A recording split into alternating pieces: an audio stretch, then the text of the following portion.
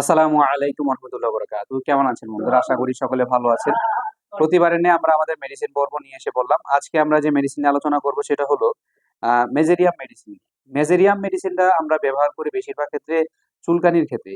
আমাদের স্কিনের উপরে অনেক সুন্দর দখলতা আছে এবং এত ভালো কাজ করে। অনেক চুলকানিগুলো আছে একদম ক্রাস্টি হয়ে যায়, শরীরের মধ্যে জট বাইধা যায়। তো আমরা গ্রাফাইটিসেরও এরকম জানি যে তার তার যে আঠালো চটচটে রস থাকে। তো ওর রসটা হলো কি হলুদ হলুদ থাকে, হানি লাইক থাকে। এবং আর একটা দুর্গন্ধ থাকে। এবং আর যদি মেজেরিয়ামের দিকে আমরা স্কিনের দিকে তাকাই তাহলে ওটা হলো মানে সাদা থাকে। ওটাও জট বাঁধে কিন্তু সাদা জট বাঁধে। এই আর কি পার্থক্য। হ্যাঁ, লিখবো, সমস্যা নাই। তো মেডিসিনটা আগে আমরা জানার চেষ্টা করি কোথা থেকে তৈরি হয়েছে। আচ্ছা, যেহেতু আমার এক শুভাকাঙ্ক্ষী বারবার বলতেছে মেডিসিনের নামটা লেখার জন্য, তাই হ্যাঁ, আচ্ছা ঠিক আছে, লিখতেছি। মেজেরিয়াম, হ্যাঁ, মেজেরিয়াম মেডিসিন। মেজেরিয়াম আপাতত আমরা হতে পারে, থাকতে পারে। আচ্ছা, আমরা এখন মেজেরিয়াম নিয়ে আলোচনা করতেছি যেহেতু এটা নিয়ে বলি। এবং এটা তৈরি হয়েছিল তোমার স্পার্জ অলিভ, স্পার্জ অলিভ বা চেমিরোফেন, চেমিরাফেন নামক এক উদ্ভিদ থেকে। এটা ভেজিটেবল সোর্সের একটা মেডিসিন, এক উদ্ভিদ থেকে তৈরি হয়েছে। আর গ্রাফাইটিস মিনারেল সোর্স থেকে তৈরি হয়েছে। এর কাতরতা যদি জানার চেষ্টা করি তাহলে এর মধ্যে উভয় কাতর, দুইটা কাতরতা রয়েছে এবং এটা ডক্টর স্যামুয়েল হ্যানিম্যান এটা প্রুভ করছে। তাহলে তো আরো বেশি ইম্পর্টেন্ট, যেহেতু আমাদের গুরু এটা প্রুভ করছে, তাহলে কতটুকু ওয়েল প্রুভিং রেমেডি। আচ্ছা, এর মধ্যে মায়াজম, সোরা, সাইকোটিক, সিফিলিটিক তিনটাই আছে। এর মধ্যে সাইকোটিক এবং সিফিলিটিক মায়াজমটা হলো সব থেকে বেশি ভালো কাজ করে। হলো চর্ম, স্নায়ু, অস্থি, মাথা, মুখ, চোয়াল, শৈশিক ঝিল্লি, মুখাবন্ধন, পাকস্থলী, এর উপর এই মেডিসিনটা খুব ভালো কাজ করে। এখন যদি আমরা জানার চেষ্টা করি এর কিনোট সিমটমস গুলো, ঠিক রাস্টি ডিসচার্জিং ইরাপশনস, তার ডিসচার্জ যে হয়, যে শরীর থেকে যে পুজ পুজ থেকে যে বা বিভিন্ন ইরাপশন থেকে যে রসগুলো বের, এগুলো চটচটে থাকে এবং এগুলো একটা জট পেকে যায়। এবং এর কালার গুলো হয় সাদা, হোয়াইট কালার। আর যদি মেন্টাল সিমটম জানার চেষ্টা করি, anxiety, empty feeling, something was going to happen, anxiety with alone. তার বেশিরভাগই পেটের মধ্যে একটা শূন্যতা ভাব মনে হয় এবং তার মনে হয় যে তার আহ, পেটের মধ্যে কিছু কোনো কিছুই নাই, একটা শূন্যতা, এই জিনিসটা বেশি এবং তার ভিতরে অ্যাংজাইটি বেশি।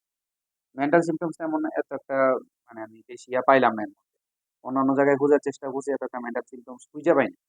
এটার কিনোট সিমটমস গুলি মূলত হলো লক্ষণীয় বিষয়, আমি যা বুঝলাম। এবং ফিজিক্যাল সিমটমস এর দিকে যদি আগাই, আবার যদি আমরা বলি ইরাপশনসটা কিরকম, থিক রাস্টি ডিসচার্জিং হোয়াইট পুস, পুসটা কি white, elements from suppressed eruption, eruption যদি সাপ্রেসড হয় তখন এই মেডিসিনটা ইউজ করা হয়।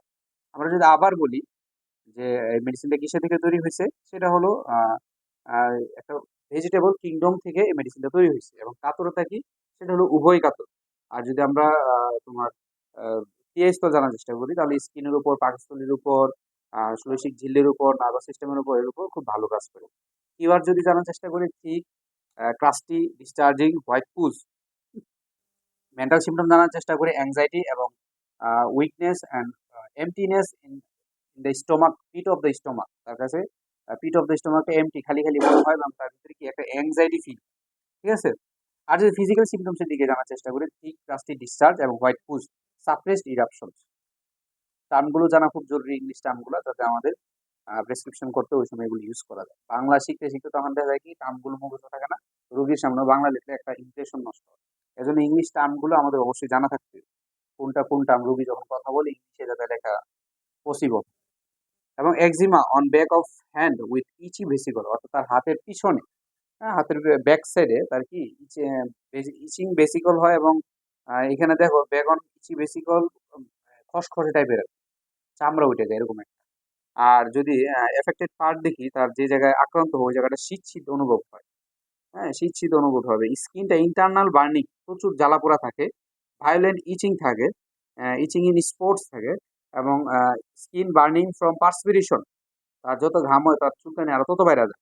এবং বার্নিং, স্টিচিং পেইন এবং সূচ ফোটানো, ব্যথা হইতে থাকে মাসেলে, নামনেস এবং সোরনেস, একটা অবশ ভাব থাকে হাতের মধ্যে। এখন ইউরেথ্রা, বার্নিং ইন ইউরেথ্রা, তার যখন প্রস্রাব করে তার প্রস্রাবের মধ্যে একটা বার্নিং সেন্সেশন থাকে, জ্বালাপোড়া থাকে। এটা কমপ্লিমেন্টারি সিমটমস হিসেবে থাকতে পারে। সরি, কনকমিটেন্ট সিমটমস হিসেবে থাকতে পারে। কনকমিটেন্ট সিমটমস কি?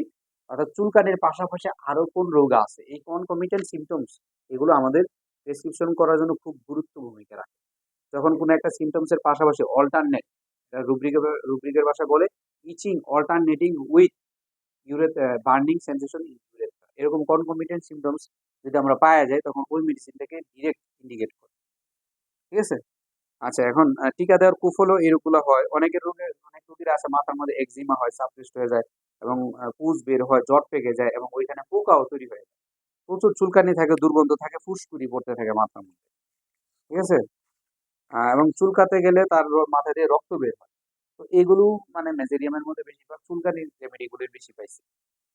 আরেকটা ওইদিন বন্ধুর কাছে শুনলাম অ্যাসিড টাইসোফেরিক্স নামে একটা মেডিসিন আছে। ওইটাও আমরা পড়বো, ওইটাও খুব ভালো মেডিসিন, কাজ করে চুলকানির ক্ষেত্রে। তো আমরা চিন্তা করছি খুব শীঘ্রই প্র্যাকটিস অফ মেডিসিন অর্থাৎ রোগ ভিত্তিক যে মেডিসিন গুলো আসে এটার উপর ভিত্তি করে আমি ক্লাস শুরু করে দিই। যেহেতু আমাদের মেডিসিন পর্ব প্রায় শেষ, তাই এখন এগুলো শুরু করে দিব যে কোন রোগের উপর কোন কোন ভালো মেডিসিন আসে, রেগুলার একটা করে রোগের উপর এরকম আলোচনা হবে আমাদের। এতে করে আমাদের অনেক সুবিধা হবে যে এই রোগের উপর কোন কোন মেডিসিন গুলো ভালো কাজ করে।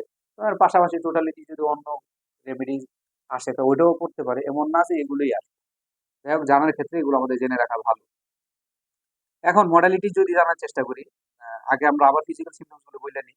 দেখি আমরা থিক রাস্টি ইরাপশন, হোয়াইট পুজ এবং আর কি শিখলাম যে এখানে তার ভায়োলেন্ট ইচিং থাকে, স্টিচিং পেইন থাকে এবং তার এর পাশাপাশি মাথার মধ্যে উদ্বেগও থাকতে পারে, সেখানেও চুলকানি বিভিন্ন সমস্যা থাকতে পারে, জট পাকায়া যায় এবং পোকাও তৈরি হয়ে যেতে পারে তার মাথার মধ্যে, এরকম একটা অবস্থা।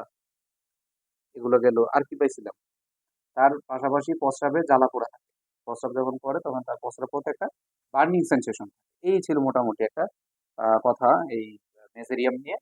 তো মূলত মেজেরিয়াম আমরা বেশিরভাগ ইউজ করি যেসব রোগীরা আমাদের কাছে কাস্টি এবং হোয়াইট পুজ এবং ভায়োলেন্ট ইচিং এরকম টাইপের আমাদের কাছে আসে, তখন আমরা এগুলো ব্যবহার করার চেষ্টা করি। তবে মডালিটিসটা খুবই গুরুত্বপূর্ণ, সেটা কি অ্যাগ্রাভেশন কিসে?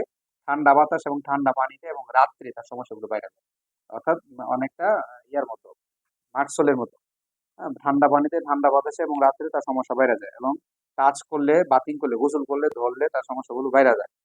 এবং অ্যামিলেশন কিসে? ইটিং হয়, যখন খাওয়া দাওয়া করে তখন তার চুলকানিটা কম থাকে। সে ডিজায়ার ফ্যাট, চর্বি জাতীয় খাবার পছন্দ করে, অ্যাভারশন টু মিল্ক, সে দুধ এতটা খাইতে চায় না। তাহলে এগুলো আমাদের মেন, একে বাছাই করার জন্য অ্যাভারশন, ডিজায়ার, অ্যাগ্রাভেশন, অ্যামিলেশন এগুলো দেখবো এবং এর চুলকানির ধরনগুলো দেখবো, এর উপর ভিত্তি করে আমরা মেজেরিয়াম দিয়ে দিতে পারি। তো আজকে এতটুকুই ছিল। খুব শর্ট একটা মেডিসিন ছিল, অল্প দিয়ে বোঝানোর চেষ্টা করেছি, করলাম। আশা করি আপনারা বুঝতে পারছেন। তো লাইক, কমেন্ট, শেয়ার এবং সাবস্ক্রাইব করে পাশে থাকবেন। ভালো থাকবেন, সুস্থ থাকবেন। আসসালাম।